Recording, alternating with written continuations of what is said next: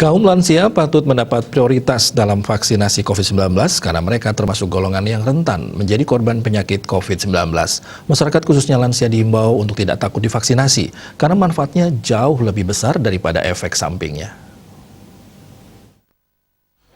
Menurut I Gusti Putu Suka Aryana, Sekretaris Perhimpunan Gerontologi Medik atau perhimpunan yang konsen terhadap kesehatan lanjut usia, mengatakan hampir 50% korban COVID-19 di Indonesia merupakan lanjut usia atau 8 dari 10 korban COVID di Indonesia merupakan lansia.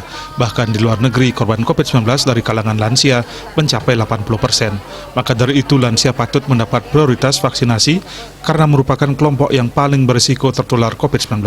Masyarakat diminta jangan mudah percaya begitu saja terhadap rumor terkait efek samping dari vaksinasi, karena sejatinya vaksinasi manfaatnya jauh lebih banyak daripada efek sampingnya. Kita tahu sekarang itu sebenarnya angka kematian akibat COVID itu banyak pada lanjut usia.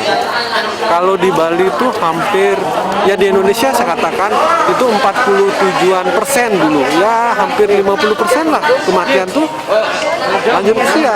Kalau di luar negeri itu malah bisa 80%-an loh. Jadi 8 dari 10 yang terkena COVID kalau lansia itu meninggal. Itu angkanya tinggi. Jadi harus dapat prioritas untuk dilakukan vaksinasi karena kelompok yang paling berisiko.